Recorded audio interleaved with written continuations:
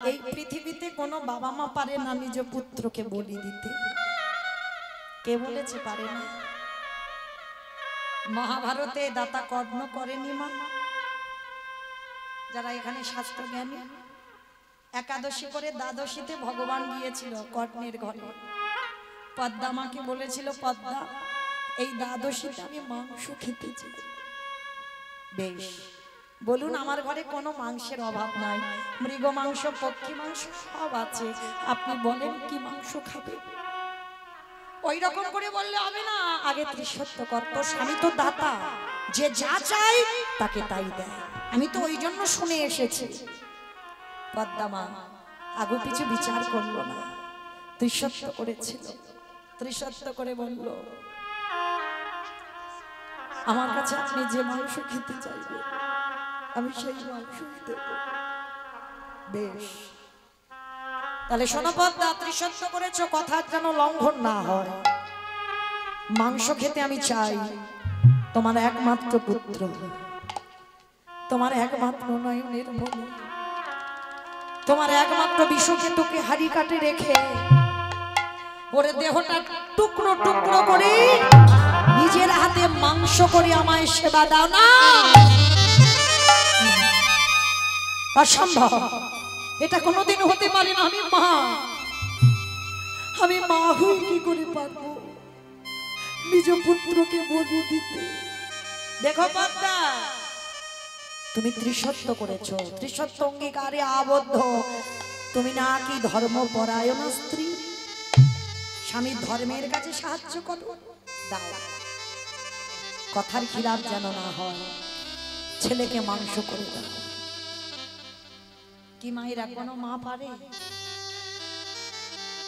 বেশ, ছুটে গেল পদ্মা মা বিষকেতুর কাছে। আর বিষকেতু বাবা তখন হরিনামের খেলা খেলছে। ছোটবেলা থেকে ওর একটাই খেলা, হরিনামের খেলা।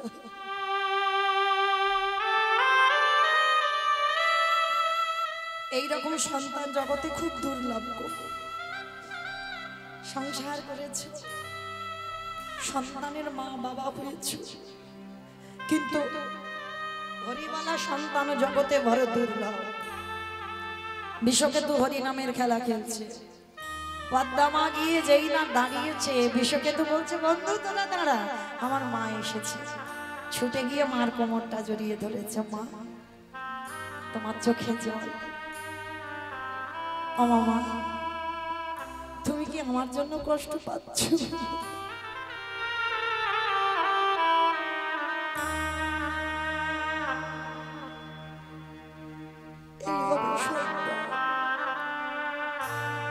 যে মায়ের দুঃখে দুঃখী হবে, মায়ের কষ্টে যে কষ্ট পাবে, মার কোমর জড়িয়ে ধরেছে। বলো না, আমি কি কোনো ভুল করেছি?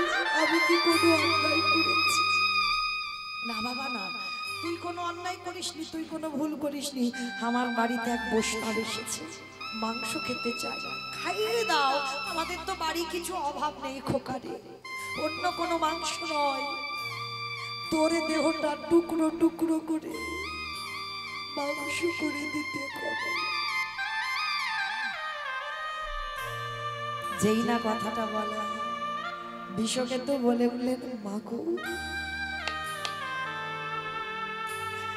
এর থেকে আর আনন্দের কি হয়? আমার দেহটা বৈষ্ণব সেবায় মা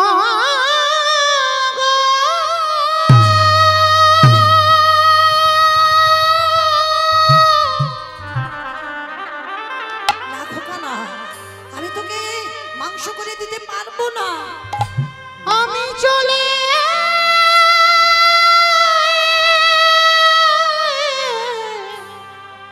চলে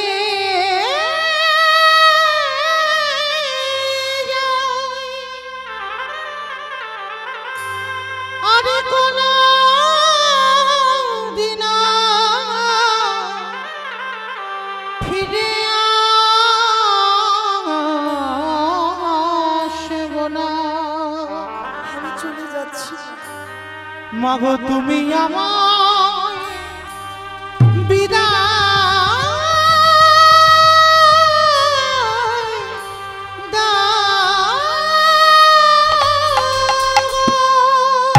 তুমি তো এটাই চেয়েছিলে যে তোমার ছেলে বৈষ্ণব সেবায় লাগুক। কেঁদো না মা, কেঁদো না, তোমার চোখের জলে আমার যাত্রা পথ পিছল করে দিও না। হাসি মুখে বিদায় দাও, আমি যেন ভগবানের সেবায় লাগতে পারি। আমার জীবন নদী আমার বাবা মা রইল নাইয়া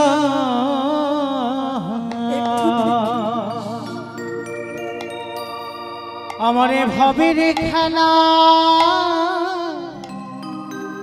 সঙ্গ হলে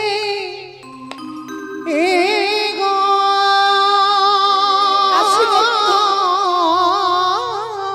আমি চিরজনমের মতো চলে যাচ্ছি। একেবারে দিগ পার করিয়া আমার জীবন নদীরে নাইয়া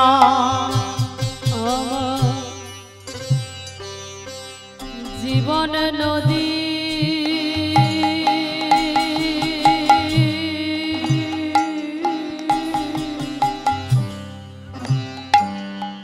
নাইয়া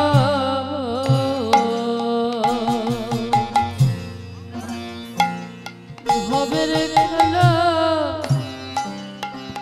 সঙ্গ হলে গো। আসি বন্ধু, আমার বাবা মা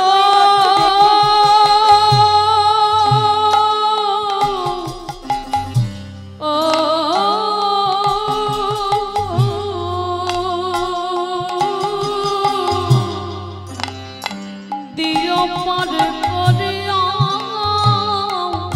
আমার জীবন নদীর নাইয়া দয়ালি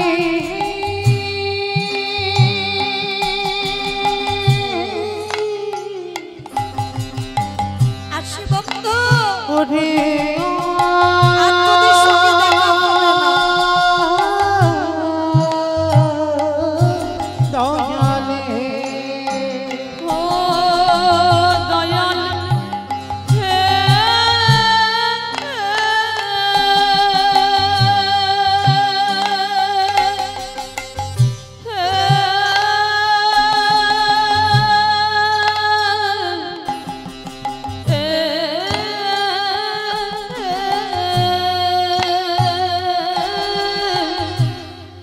ওরে ও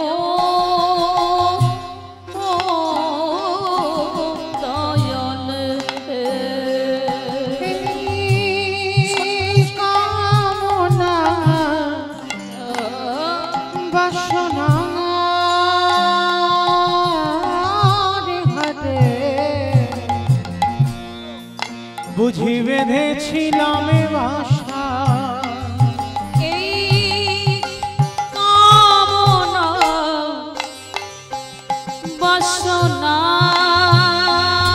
বাসনার হাটে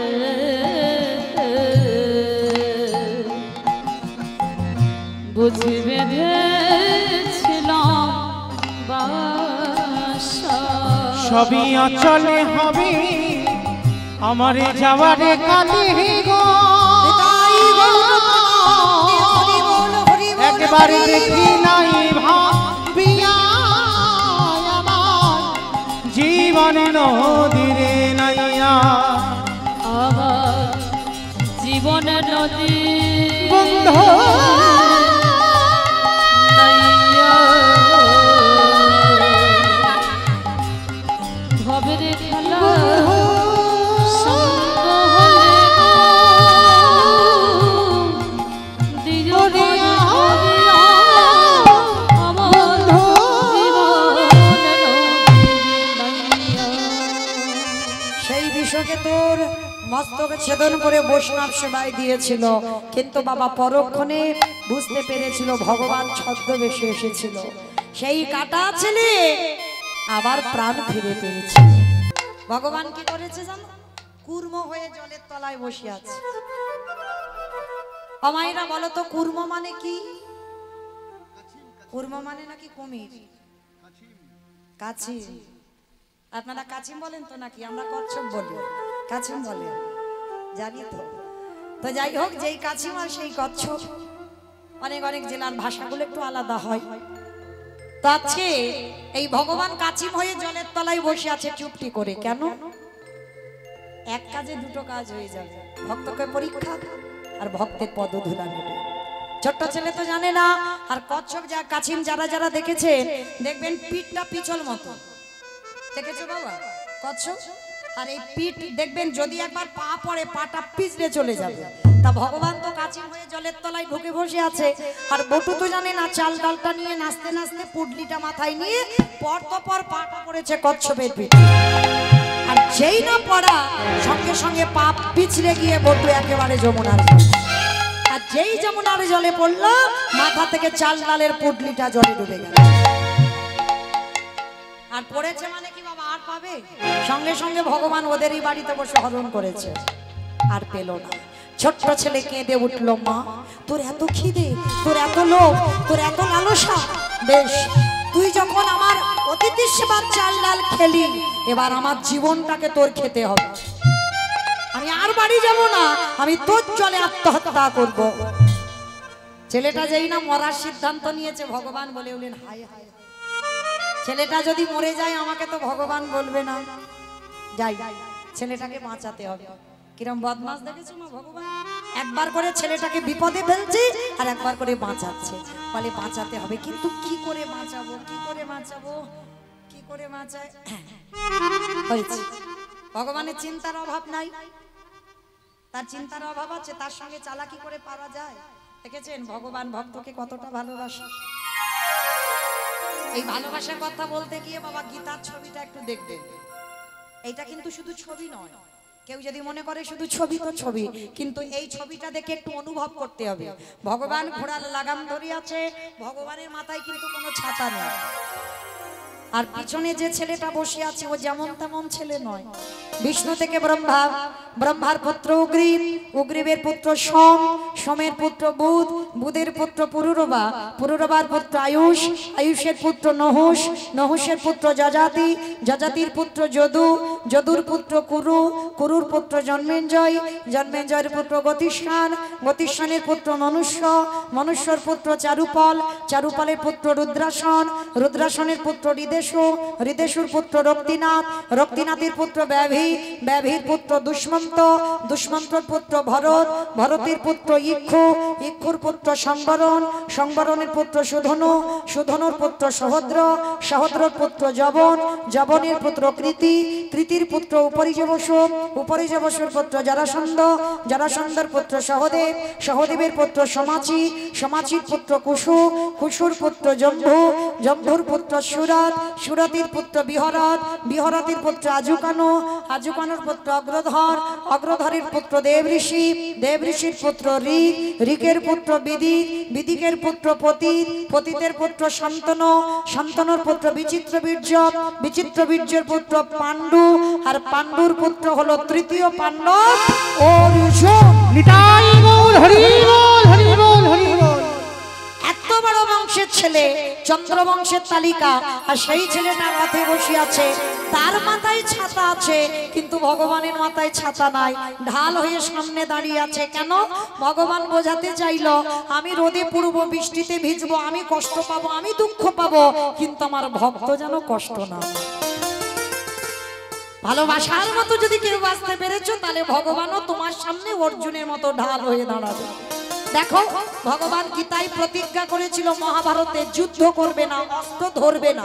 এটা ভগবানের সংকল্প যে আমি অস্ত্র ধরবো না। আর পিতামহ ভীষ্ম প্রতিজ্ঞা করেছিল, কৃষ্ণ আমি কথা দিলাম, সংকল্প করলাম আমি তোমাকে অস্ত্র ধরাবো। ভগবান প্রতিজ্ঞা করলো অস্ত্র ধরবে না, ভক্ত প্রতিজ্ঞা করলো আমি তোমাকে অস্ত্র ধরাবো। তাহলে হ্যাঁ গো, কার কথা কি লাভ হবে, ভগবানের কথা না ভক্তের কথা? এইবার দেখো কি গন্ডগোলটা হয়। এইবার ভীষ্ম বানটা ছেড়েছে, বানটা গিয়ে বাবা অর্জুনের বুকে যদি একবার বিঁধে যায় তাহলে অর্জুন প্রাণ হারাবে। ভগবান বুঝতে পেরেছে, আর বুঝতে পেরে কি করেছে, হাতে তো কোনো অস্ত্র শস্ত্র ছিল না, রথ থেকে নেমে এসে ভগবান একেবারে রথের চাকাটা টেনে খুলে নিয়ে, দেখবেন গীতা যারা পড়েন, গীতার একটা ছবি আছে, ভগবান রথের চাকা তুলে ভীষ্মের সামনে দাঁড়িয়ে ছুটে এসে অর্জুন চরণ দুটো ধরেছে, সখা এইটা তুমি কি করছো? তুমি প্রতিজ্ঞা করেছো তুমি অস্ত্র ধরবে না, তাহলে তুমি অস্ত্র ধরছো কেন? ভীষ্ম হেসে উঠলো, আর হেসে বলে উঠলো, কি ব্যাপার কৃষ্ণ, তুমি প্রতিজ্ঞা করলে তুমি অস্ত্র ধরবে না, তাহলে অর্জুনকে বাঁচাতে গিয়ে আজকে ঢাল হয়ে ওর সামনে অস্ত্র ধরলে কেন? ভগবান হেসে বলে উঠলেন, ভীষ্মদেব আমি যদি মনে করতাম অস্ত্র ধরবো না, আমি ধরতাম না। তা ভীষ্ম বলছে, তাহলে ধরলে কেন? বলে শুধু তোমারই জন্য, কারণ জগৎকে আমি দেখাতে চাই আমি ভগবান মিথ্যাবাদী হতে পারি, আমার কথার খিলাফ হতে পারে, কিন্তু আমার ভক্ত যেন মিথ্যাবাদী না হয়, আমার ভক্তের কথা যেন খিলাফ না হয়। ঈশ্বর আজ যদি আমি অস্ত্র না ধরতাম, এই মহাভারতের পাতায় যে তুমি বড় মিথ্যাবাদী হতে। ওগো আমি যদি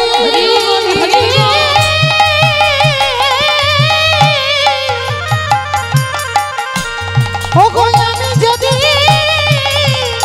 অস্ত্র না ধরিতাম, বলে তুমি বড় মিথ্যাবাদী হতে। তাহলে এই হলো আমার ভগবানের চরিত্র। ভক্তের মান বাড়াবার লাগি বাবা যে কোনো কাজ ভগবান করতে পারে, এমনকি নিজে মিথ্যাবাদীও হয়ে গেল কুরুক্ষেত্রের মাঠে, শুধু ভীষ্মের মান বাঁচাবার জন্য।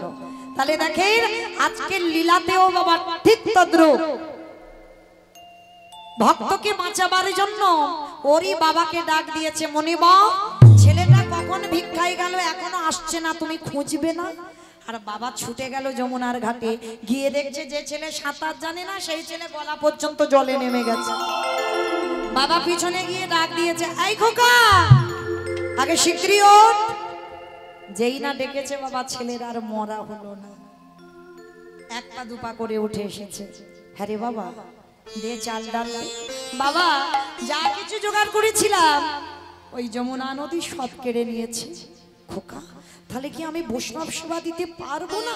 পারবো। বাবা ওই যে দূরে দেখছো একটা মুদির দোকান, আর ওই দোকানে গিয়ে কিছু জিনিস চুরি করে আন। চুরি? আরে খোকা চুরি করা মানে তো পাপ। কে বলেছে চুরি করা পাপ? চুরি করা পাপ নয়। আমি তো অতিথি মানে নারায়ণের জন্য চুরি করব, আর ভগবানের জন্য যদি কেউ চোর হয় সে চুরিতে জীবনে পাপ হয় না। মায়েরা বাপ বেটা দুজনে মিলে যাচ্ছে ভোরের বেলা মুদি দোকান চুরি করতে। ও মায়েরা আর বেশিক্ষণ কষ্ট দেব না, আর 10 মিনিট, 10 মিনিট পরে আপনাদের ঘুমানোর ব্যবস্থা করে দেব। আমি জানি অধিক রাত হয়ে গেল, 12টা বেজে গেল। হরিবল। আর নারী জাতি তো সংসারের কর্ম করে এই 12টা পর্যন্ত জেগে থাকা মানে বাবা মুখের কথা নয়, অনেক কষ্টের ব্যাপার। তো যাই হোক না, আমি এখন আছি, যাই আছি। হরিবল। তো এইবার বাপ বেটা দুজনে মিলে বাবা ভোরের বেলা গেছে কোথায়? মুদি দোকান চুরি করতে। আর ওই মুদি দোকানে চুরি করতে পিছনে অস্ত্র দিয়ে গোল করে গর্ত করেছে, গর্তের মধ্যে প্রবেশ করেছে, চাল ডাল আলু সবজি যা যা দরকার একেবারে পুটলিতে করে বেঁধে নিয়েছে। আর পুটলিতে করে বেঁধে গর্ত দিয়ে বেরিয়ে এসে বাবার হাতে দিয়েছে, বাবা যাও তুমি ততক্ষণে রান্না বসাও। বাবা বলল, খোকা অতিথি সেবার পর একটু মুখশুদ্ধি দিতে হয়। মায়েরা আপনাদেরও বলে যায়, এটা মৌমিতার শিক্ষা দিচ্ছে না, মহাজনগতস্য পন্থা, মহাজনীদের শিক্ষা, যে যদি একজনকে নিমন্ত্রণ করে সেবা দেন সেবার পর মুখশুদ্ধিটা দিতে ভুলে যাবেন না। অবশ্যই মুখশুদ্ধি লাগবে না, অবশ্যই মুখশুদ্ধি লাগবে। মনে রেখো, আগেকার দিনে বাবা মানুষ পান খেত, এখন আর সবাই তো পান খায় না। জোয়ান, পান মশলা, এলাচ, লবঙ্গ, মৌরি এগুলো দিতে হয়। এইগুলো দিলে তবে বাবা পূর্ণ সেবার ফল তোমার খাতায় হিসাব হবে, আর না হলে অসম্পূর্ণ থাকবে। মনে রাখবে, যাকে নিমন্ত্রণ করে খাওয়াবে মুখশুদ্ধি দিতে ভুলে যাবেন না। আজকে লীলার শিক্ষা দিল, এইবার বাবা বলছে হ্যাঁ রে খোকা জানা, সেই তো বাপ বেটা দুজনে চোর হলাম, একটা হরিতকি নিয়ে, আর ভগবানের প্রিয় মুখশুদ্ধি হরিতকি। ঠিক আছে বাবা, তুমি একটু চাল ডাল নিয়ে দাঁড়াও, আমি যাচ্ছি। কেন বাবা বলবে, আর কেন ছেলেটা আবার দোকানে যাবে? ভগবান মনে মনে করছে, দেখেছো বেটা, ও তো জানে না প্রথম পরীক্ষাটা ওর রূপ ধরে গোটা লোকের কাছে, গ্রামের কাছে মার খাইয়েছে। কি বাবা মনে পড়ছে? মানে ভিক্ষায় যাওয়ার আগে ভগবান ওর রূপ ধরে ভিক্ষা করে ওর মার খাইয়েছে, প্রথম পরীক্ষা। দ্বিতীয় পরীক্ষা কাচিম হয়ে জলের তলায় চাল ডালগুলোকে খেয়েছে। কি মা মনে পড়ছে? এইবার 3 নম্বরের পালা, আর এই পরীক্ষায় যদি উত্তীর্ণ হয় তবেই জানবে চিরকালের জয়। বাবা ছেলে দুজনে মিলে বাইরে দাঁড়িয়ে আছে, বাবা ভিতরে প্রবেশ করলো বটু। পানের থালাতে দেখছে একটা হরিতকি, হরিতকি হাত দিয়েছে, আর যেই না হাত দিল সঙ্গে সঙ্গে বাবা ওই হরিতকিটা হাত দেওয়ার সঙ্গে সঙ্গে ভগবান কি করেছে জানো? দোকানদার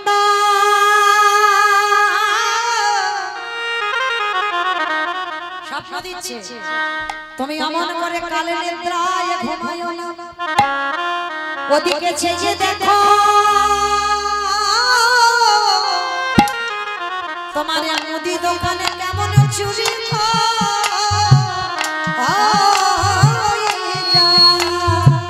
ও গো দোকানদার,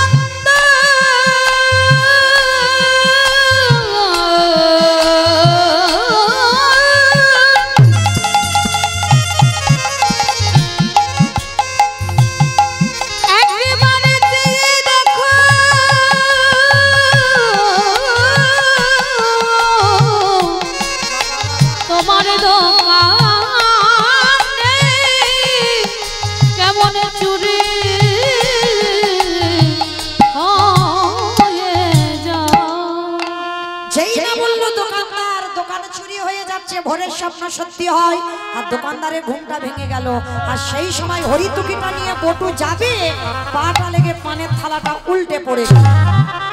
দোকানের ভিতরে একটা ঝনাত করে আওয়াজ হয়েছে, সঙ্গে সঙ্গে দোকানদার দোকানে ঢুকছে, আরে চোর চোর বলতে বলতে দোকানে ঢুকছে। বাবা কান্না প্রাণের ভয় হয়, প্রাণের ভয়ে সবে মাত্র হাত আর মাথাটা গর্তের বাইরে বের করেছে, আর পা দুটো ভিতরে আছে দোকানের। দোকানদার এসে পা দুটোকে চেপে জড়িয়ে ফেলেছে। ছোট্ট বাচ্চা ছেলের জীবনে কাল ঘনিয়ে এলো, তবু বুঝতে দিল না বাবা যে আমি ধরা পড়ে গেছি। এতটুকু বয়সে ছেলে কত চেতনা। হরিতকিটা হাতে দিয়ে বলছে, বাবা যাও, তুমি ততক্ষণে রান্না বসাও, আমি যাচ্ছি একটু পরে। যতই হোক বাবা তো পা ধরে টানছে, ছেলেটা শরীর থেকে দরদর করে ঘাম আসছে। আচ্ছা বলো, তোমার সন্তানের মঙ্গল অমঙ্গল কে বুঝতে পারে? মা। দেখো বাবা, মা ডাকটা খুব ছোট ডাক, সব অক্ষর দুটো করে আছে দেখো, আর মা ডাকটা একটা অক্ষর। ভগবান এই মা নামে এমন সুধা দিয়েছে না, মা নামে সুধা ঝরে, মা নামে সুধা ঘরে, মা বড় সুধার সমান, ডাকিলে জুলাই আসি। মা ডাকার সঙ্গে সঙ্গে হৃদয়টা দুলে ওঠে।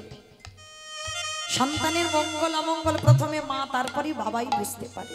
মায়ের সঙ্গে নারীর বন্ধন, বাবার সঙ্গে রক্তের সম্পর্ক। আর ছেলেটা এদিকে টানছে, ঘামছে না, বাবা বুঝতে পেরে গেছে। বাবা, ও বাবা যাও, তুমি যাও, রান্না বসাও, আমি একটু পরেই যাচ্ছি। না, বাপ বেটা দুজনে একসঙ্গে চুরি করেছি, একসঙ্গে বাড়িতে যাব, তুই বেরিয়ে আয়। আরে খোকা, তোর কি শরীরটা খারাপ লাগছে? তুই তো কোনোদিন এত ঘামিস না, তুই আজকের এত ঘামছিস কেন? আয় বাবা আয়, আমি হাত ধরছি, তুই বেরিয়ে আয়। বাবা তুমি যাও না, আমি যাচ্ছি একটু পরে। বাবা থাকতে পারলো না। ছোট্ট ছেলেটাকে বারবার যখনই জিজ্ঞাসা করছে, ছোট্ট ছেলে বলে উঠলো, বাবা তুমি চলে যাও, তোমার সঙ্গে বুঝি আমার আর কোনোদিন যাওয়া হবে না। কেন আমার সঙ্গে যাবি না? কার সঙ্গে যাবি? যাবো কি করে? যাবো কি করে? এরা যেভাবে পা ধরে টানছে আমাকে, যে কোনো মুহূর্তে দোকানের ভিতরে টেনে নিয়ে যাবে। খোকা খোকা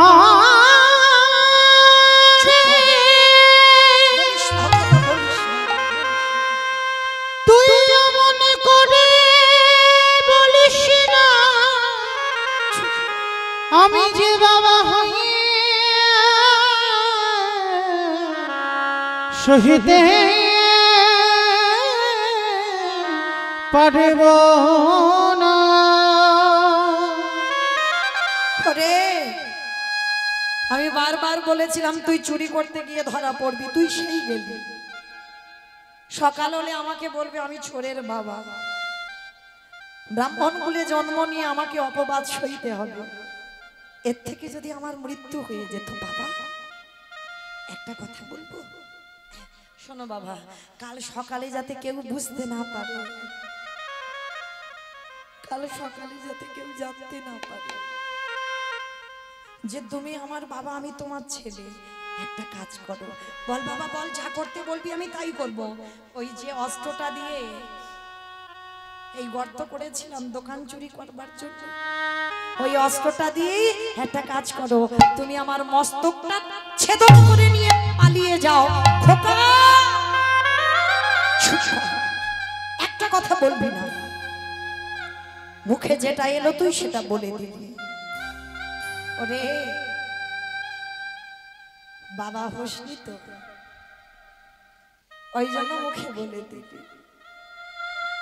আর সমস্ত ঘটনাটা আজকের এই লীলায় বটু বলছে, বাবা হতেও তো পারে, হতেও তো পারে যে চারজন তোমার বাড়ি বসে আছে, তোমার আরাধ্য দেবতা, ধরো অস্ত্র কাটো মাথা।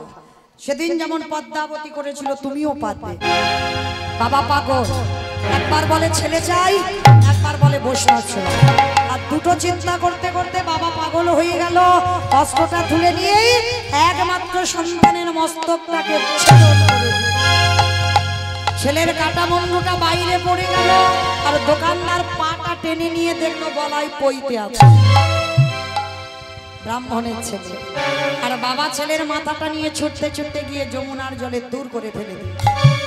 বাবা তো পাগল হয়ে গেল, কি করব এই মরা ছেলেকে নিয়ে? আর দোকানদার দেহটা নিয়ে বস্তা বন্দি করে ওই লোকজন জানবার আগেই যমুনার জলে দেহটা ফেলে দিল।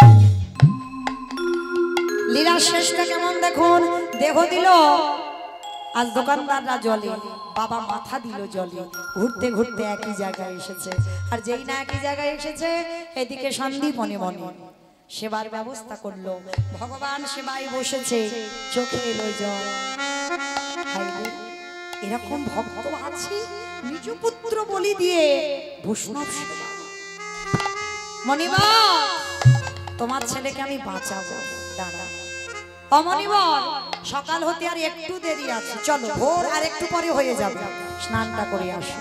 ছুটে গেল যেখানে ছেলের কাটা দেহ মাথা ভাসছে, আর যেই না ছুটে গেল আর যাবার সঙ্গে সঙ্গে দেখে না ছেলের মাথা দেহ পরিচয় দিতে চাইছে না। অতিথিরূপী ভগবান বলছে, শোনো আমি ধ্যানে বসতে পারি, আর যদি বুঝতে পারি এর সঙ্গে রক্তের সম্পর্ক আছে আমি সেবা পেতে যাব না। চরণ জড়িয়ে ধরে বললেন, হে মনিবর, এটা অন্য কেউ নয়, আমার একমাত্র পুত্র বটুর দেহ। সমস্ত ঘটনাটা খুলে বললেন, বলার পর বলছে, দাঁড়াও তোমার ছেলেকে আমি বাঁচাবো, আমার এই ঝোলাতে একটা ওষুধ আছে। দেহটা মাথাটা তীরে তুলেছে, নয়ন ইঙ্গিত করে ব্রহ্মাকে ডাকছে, ব্রহ্মা দেখো তো ছেলের দেহটা জোড়া লাগাতে পারো কিনা। ব্রহ্মা পাচ্ছে না। ভোলানাথ দেখো তো তুমি পারো কিনা। ভোলানাথ চেষ্টা করতে পারছে না, যে নামের নামে স্বয়ং ভগবান নারায়ণ নিজেই চেষ্টা করছে, পাচ্ছে না। ভাইরা বলেছিলাম কীর্তনের শেষে দুটো প্রশ্নের উত্তর নেব, ছুট ছুট। এবার দেন দেখি, ব্রহ্মা বিষ্ণু মহেশ্বর কেউ পাচ্ছে না দেহটা জোড়া লাগাতে, আর কে বাকি আছে? নারদ। বাহ, কীর্তন শুনেছে বাবা, নারদ বাকি আছে। নারদ দেখো তো পারো কিনা। হাটে মোরারি মধু কইটবে ভাঙারে, গোপাল গোবিন্দ মুকুন্দ সৌরে। হরে মুরারি মধু কৈতবে ভারি, গোপাল গোবিন্দ মুকুন্দ সৌরি। এক হাতে দেহ এক হাতে মাথাটা নিয়েছে, সঙ্গে সঙ্গে নারদের কথা মতো সঙ্গে সঙ্গে আঠার মতো জোড়া লেগে গেছে। আর যেই জোড়া লেগে গেল, নারদ মুনি বলে বলেন, প্রভু আমি বুঝতে পেরেছি, ত্রেতা যুগে রাম নামের গুণে শিলা জলে ভেসেছিল, আর আজকের আমার হরি নামের গুণে এই দেহটা জোড়া লেগে গেল। প্রভু একটু দাঁড়াও, আমি যাব আর আসবো। বলো তোমার একটা উত্তর তো চাই, একটা দিয়েছো আর একটা দিয়ে যাও। বলো নারদ কোথায় যাচ্ছে শেষের বেলা?